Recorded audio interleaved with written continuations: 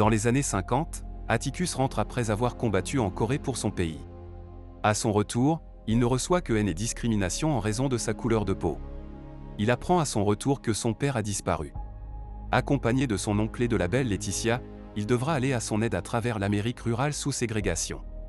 Durant le trajet, il verra la bonté humaine, ainsi que la haine, mais aussi quelque chose de plus surnaturel et terrifiant. Film et série recap. Aujourd'hui, nous allons voir un épisode de la série Lovecraft Country. J'espère que vous apprécierez.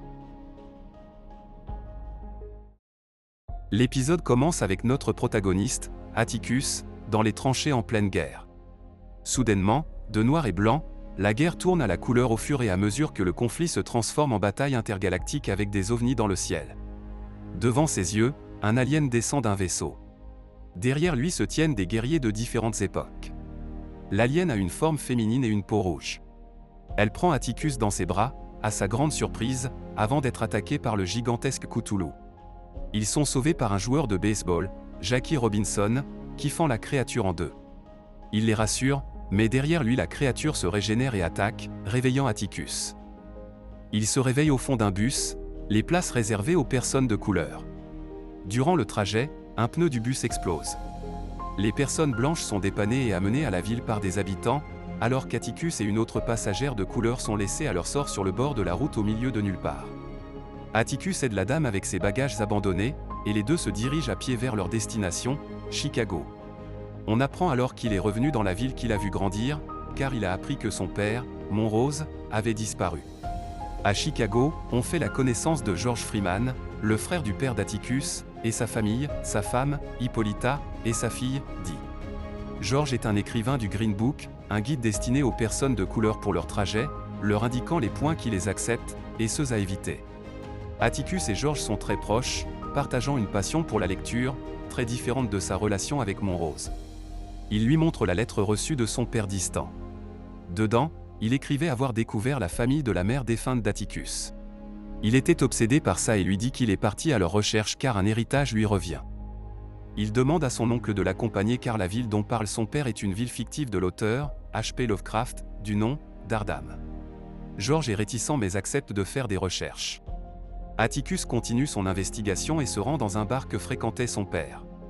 On apprend alors que son père, en plus d'être un ivrogne, était secrètement un homosexuel. Sammy, l'un des amis de la nuit de son père, lui révèle avoir vu son père partir avec un homme blanc dans une voiture de luxe totalement argentée. Le soir lors d'un bloc party, nous rencontrons notre autre protagoniste, Laetitia, une amie d'enfance d'Atticus. Elle aussi revient à Chicago après plusieurs années. Après avoir vu sur scène sa sœur Ruby, elle n'hésite pas à monter sur scène pour un duo lyrique impressionnant dans une ambiance festive. Après le show, les deux sœurs se parlent enfin. Letty lui demande si elle peut la dépanner pendant son escale à Chicago. Ruby lui en veut qu'elle revienne sans donner de nouvel an des années et lui demande un logement et de l'argent, alors qu'elle n'est même pas venue pour les funérailles de leur mère. Elle accepte de la loger mais ce ne sera que pour 2 nuits. Après la fête, George informe Atticus sur la position supposée d'Ardham, à Devon dans le Massachusetts. Cependant cette information, l'unique qu'il possède date de 200 ans. Atticus souhaite y aller seul, mais George insiste pour accompagner son neveu, devant passer à côté pour son guide. Sur une carte où sa cousine a dessiné, il montre à George un dessin, la faucheuse. Atticus retourne alors chez lui, à l'appartement de son père.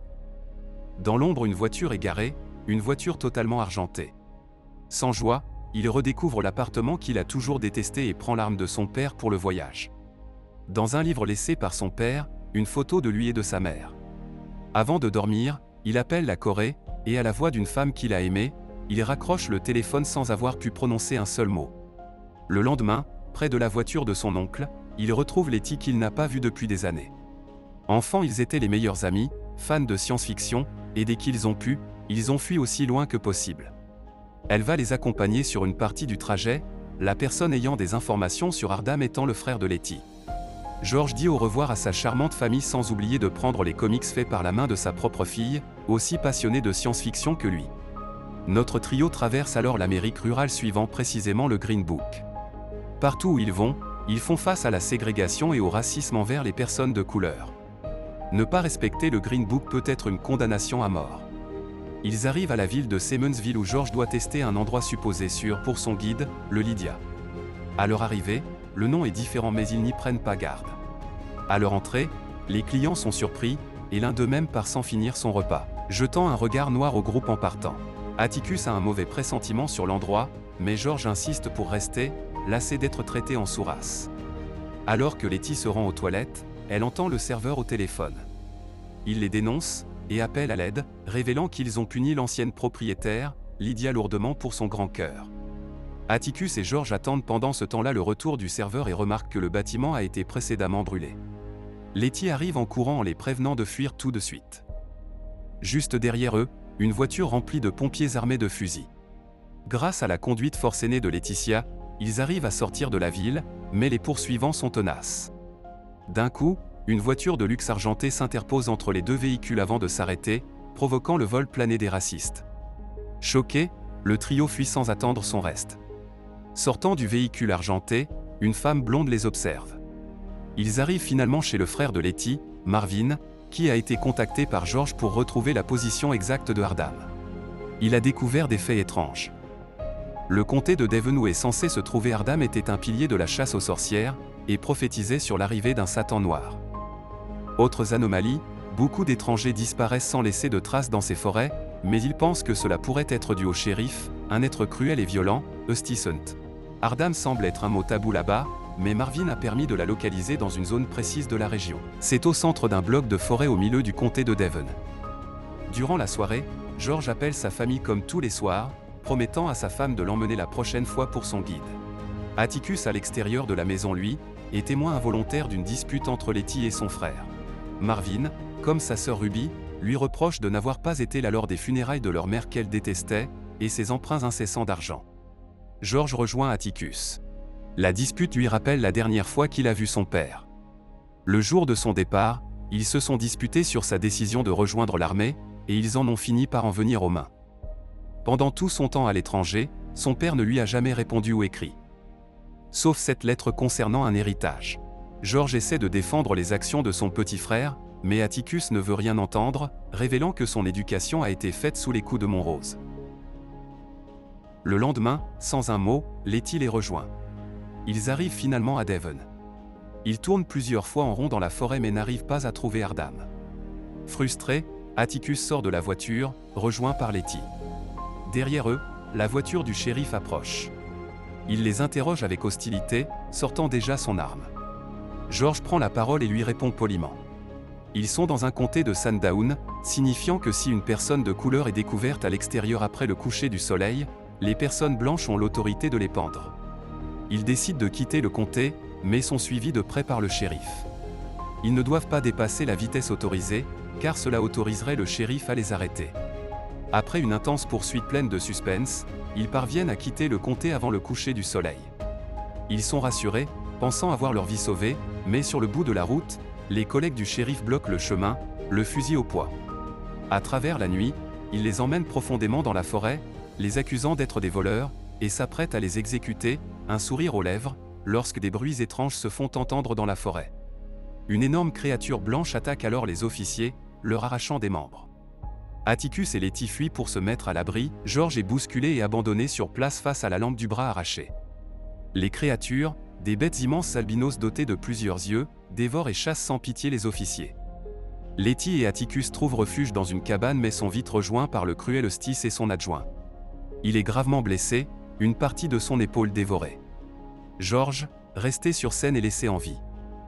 Il réussit à les rejoindre sans une égratignure. Il émet la théorie que les créatures craignent la lumière. Eustace les déteste car son escadron est décimé, mais nos héros n'ont rien.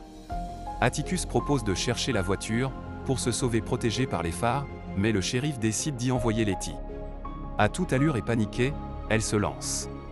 Dans la cabane, Eustace émet des sons étranges, et comme pour un vampire, il se transforme. Son adjoint, plein de stupidité, garde l'arme pointée sur Atticus et George au lieu du monstre, qui lui rend bien. Poursuivi par les monstres, Letty parvient à atteindre la voiture. Eustace totalement transformé se prépare à attaquer nos amis lorsque Letty défonce le mur de la cabane, ses phares faisant fuir le monstre. Malheureusement pour eux, George est blessé durant l'action et est inconscient. Ils mettent des feux de détresse autour de la cabane pour se protéger, mais découvrent bientôt qu'ils sont cernés. Tout d'un coup, un sifflement se fait entendre et tels des chiens de chasse, les monstres se replient. Au lever du soleil, nos amis à pied suivent la route et après avoir traversé un tunnel, arrivent enfin à Ardham. Garée devant, la voiture de luxe argentée. Alors qu'ils s'approchent du domaine, la porte s'ouvre. Un homme blond les accueille en disant à Atticus qu'il l'attendait. Fin. J'ai adoré faire cette vidéo. N'hésitez pas à vous abonner, liker et me conseiller des films en commentaire. À toutes.